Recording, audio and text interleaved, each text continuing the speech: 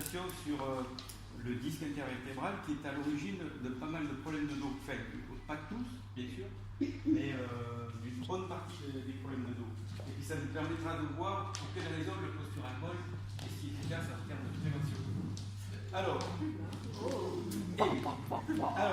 le disque, bon, je pense que vous savez tous qu'il est fait de deux parties. Il y a les anneaux fibreux qui sont représentés en bleu sur ce schéma, et puis au centre, il y a un noyau gélatineux. Ça, j'en pose une petite découverte. Le noyau, c'est de l'eau, pratiquement, c'est un gel. Pour vous donner l'image, c'est comme la gomina que vous mettez dans les cheveux, c'est 80% d'eau. Donc c'est fluide, voilà. Ça a une forme de sphère qui est représentée là sur ce petit schéma. Hein, voilà. Alors, on peut matérialiser le noyau par ce petit ballon. Ouais, voilà. On va le caler parce que sinon il bouge. Les anneaux fibreux, eh bien, vous prenez un oignon, vous coupez en transversal, comme ça, vous regardez par-dessus, c'est des lamelles imbriquées.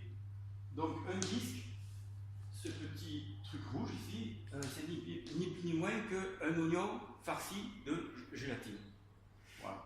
C'est un amortisseur qui se déforme dans tous les sens. Voilà. C'est l'amortisseur de notre dos.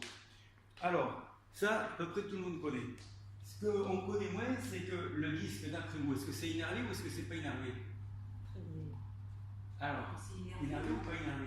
Est-ce qu'il y a des nerfs qui vont dedans ou est-ce qu'il n'y en a pas? Non, pas dedans, c'est autour. Autour. Voilà. C'est-à-dire que l'intérieur du disque n'est pas innervé, mais par contre, toute la périphérie, les dernières lamelles sont innervées. Alors, on le voit sur ce schéma, tout ce qui est en rouge, c'est le système nerveux. Alors, vous avez ici la moelle épinière, la racine dorsale, la racine ventrale, ça fait le nerf spinal, ça fait le rameau ventral, tout ça on s'en fout, c'est des noms, mais ce qui est important de voir, c'est qu'ici, il y a un petit nerf qui part du rameau ventral, qui passe à l'arrière, on est ici, là, voilà, ça passe à l'arrière du disque, et ça fait comme des petites racines qui s'incrustent dans les dernières lamelles du disque. Et ça, c'est hyper important, ça. Alors, il y en a un ici qui fait l'arrière du disque, il y en a un petit peu plus loin, le rameau communicant gris, qui fait toute la face latérale du disque, et qui s'incruste aussi dans les dernières lamelles. Là, vous avez le tronc sympathique, c'est une chaîne ganglionnaire qui a la face antérieure de la colonne vertébrale. Et il y a le même système, un nerf qui relie ces deux ganglions, avec des petites racines qui vont s'enraciner dans la partie périphérique des lamelles. Donc toute la périphérie du disque est innervée. Ça pourrait être tout ce petit filet rouge que vous avez ici, ça représente des nerfs. Voilà. Donc maintenant, comment ça fonctionne? Vous connaissez l'anatomie. Comment ça fonctionne? Et pourquoi le disque est à l'origine de problèmes de dos? Alors, c'est là que j'invite à intervenir. Alors, ici, pour vous donner une image quand même de ce maillage, voilà, à la partie antérieure des disques, voilà ce que ça peut représenter, le maillage nerveux.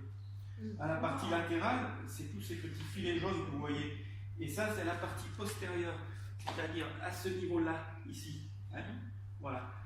Le jaune qu'on voit là, tout ce qui est jaune, là, c'est des petits filets nerveux. ça correspond à quoi? Ah, ça, c'est la moelle épinière. Ah oui, d'accord, voilà. Ah, c'est ce truc-là. Oui, oui. Et là, ça, ici, on est là derrière.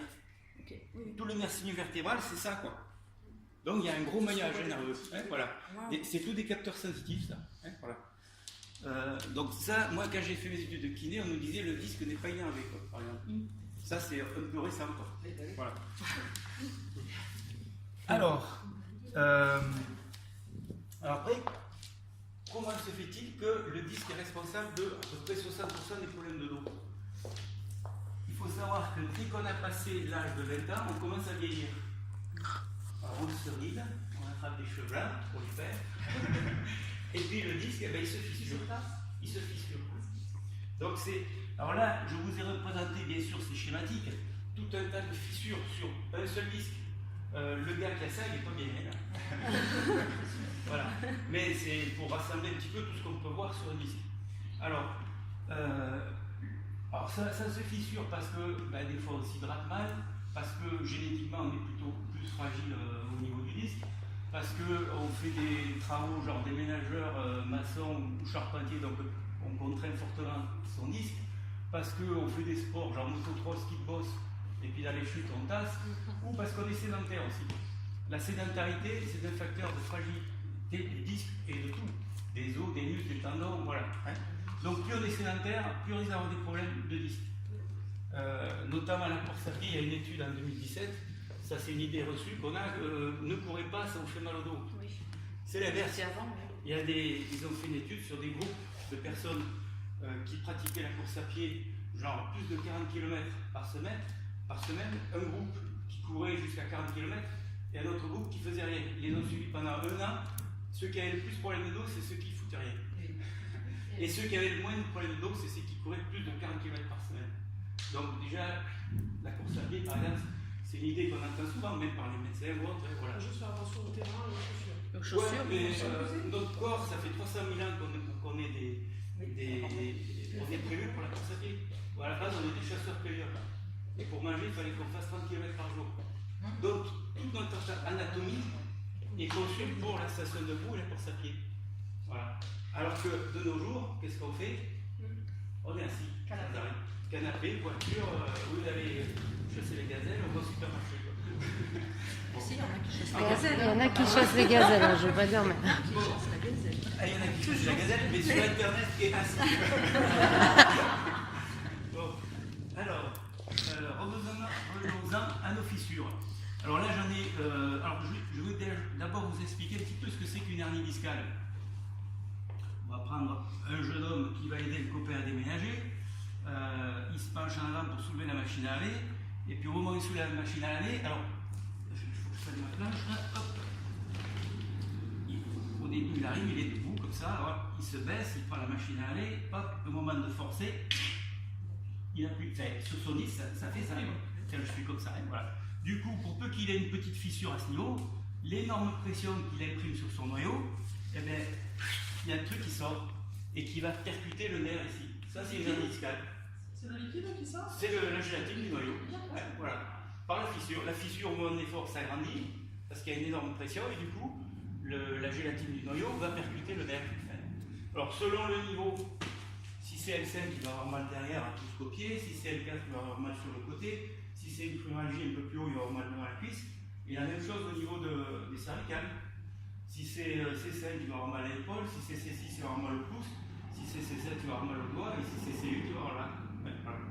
Selon le niveau, le nerf qui sort à ce niveau-là, selon le niveau vertébral, il va à un endroit ou à un autre. Il y a une cartographie.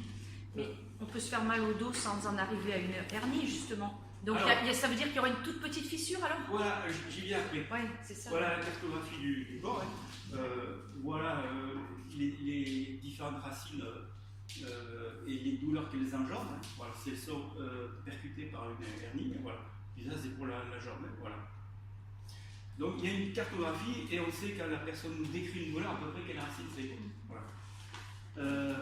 Alors ça c'est la hernie discale. Ça c'est connu de tout le monde, les médecins, les kinés, les ostéopathes, les mécanistes, enfin tout le monde connaît ce mécanisme. Ce qui est moins connu, c'est ce qu'on appelle les dérangements, un dérangement du disque. Alors ça c'est le modèle Mackenzie qui est lui pas connu quoi. Alors la hernie discale, vous avez compris ce que c'était, mais avant on peut avoir par exemple une petite fissure, et même qui va que jusque là quoi. Alors on va imaginer le cas par exemple d'une secrétaire hein, qui a 40 ans, ça fait 20 ans qu'elle travaille assise, elle fait 1 heure de voiture, elle rentre chez elle, elle fait encore 2 heures de télé, donc elle est assise en permanence, hop, en position un petit peu agile, comme ceci. Donc elle crée une pression à la partie antérieure de sa vertèbre en permanence. Pour peu qu'elle soit un peu sédentaire, elle ne fait pas de sport à côté. À force d'être assise en position avachie, son dos au niveau lombaire en syphode, eh bien, elle va créer comme le jeune en soulant sa machine à laver, une pression, alors beaucoup plus petite, mais ça va s'installer quand même petit à petit, elle va créer son problème. Et puis, à force, un beau jour, ping, ça tape là-dessus. Et là, elle se dit, ouais, je sais pas, j'ai rien fait. Putain, j'ai rien fait. j'ai rien fait et j'ai mal au dos. Mais rien fait, c'est 20 ans de mauvaise posture. C'est ça. Voilà. Et oui, oui. Alors, après ce nerf, quand il est irrité, pareil, il est en relation avec le gros nerf. Donc, là, ça ne va pas faire une sciatique qui descend jusqu'au pied. Ça envoie un influx nociceptif qui va provoquer des douleurs. Alors, si c'est en bas, genre lombaire, voire fesses, voire genou. Mais c'est une douleur diffuse. C'est-à-dire, c'est la personne, elle vous dit, j'ai mal là avec la main, quoi. Le gars qui a une sciatique, il vous dit j'ai mal là avec le doigt. Oui, jusqu'au pied. Voilà. On appelle ça une douleur sciatique, non, plutôt? Alors après, ce qu'on appelle sciatalgie, c'est les douleurs justement diffuses. Lumbagosciatalgie, c'est le processus, c'est ça, les dérangements discaux. D'accord. Voilà, le ballon.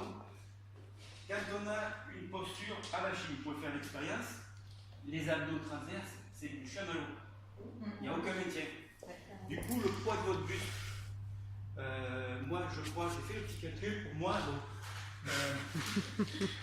non, mais si vous voulez, après j'ai laissé la salle. Moi j'ai fait un tableur, hein, et puis je rentre le poids, le tour de taille du sujet, et je lui calcule ses contraintes discales quand il est avachi ou correct. Ah ouais. Alors, quand on est avachi, alors attendez, ouais. Enfin, je vous explique déjà le truc et puis après je vous donnerai les contraintes. Tout le poids du tronc va s'exercer sur la surface du disque, qui est gros comme ça. Enfin, sa surface elle est grande comme ça. Donc, grosso modo, ça peut faire 50 kg sur une petite surface comme ça. Quand vous tenez comme il faut, le transverse, il se contracte. Du coup, il offre un appui à tout ce qui est mou dans l'abdomen. L'estomac, le foie, l'intestin, tout ça. Et du coup, le poids de votre tronc, au lieu de s'appuyer que sur cette petite surface, il se répartit sur toute cette surface. Et ça allège considérablement les contraintes mécaniques sur le disque. Du coup, d'une part, vous êtes en meilleure position physiologique en lordose, au lieu d'être en syphose et d'appuyer que sur l'avant du disque. Et en plus, vous allégez les contraintes de poids. Alors les deux conjugués, mais je vous donne pour moi, le poids de mon tronc, je fais 72 kg, le poids de mon tronc, ça représente 45 kg à peu près. Quand je suis assis simplement droit comme ça, j'ai 82 grammes par centimètre carré au niveau de la surface de mon tronc. Quand je suis comme ça, je passe à 2,8 kg. Voilà. Ah ouais. Ah oui, c'est multiplié par je sais pas. Eh bien oui, 2,8 kg et en mauvaise position. Du coup, le machin il sort derrière. Ah ouais. Voilà. Donc l'intérêt du postural ball, pourquoi ça marche? Parce qu'on diminue les pressions discales et puis qu'on se repositionne dans des positions physiologiques au niveau de la colonne, au niveau cervical et lombaire. Naturel. Voilà. Et on travaille le transverse qui permet de protéger Et justement. ben voilà. Et c'est comme ça que ça marche. Ça correspond à ce modèle discal, quoi. Voilà. Voilà, voilà. Bravo Pierre. Ouais.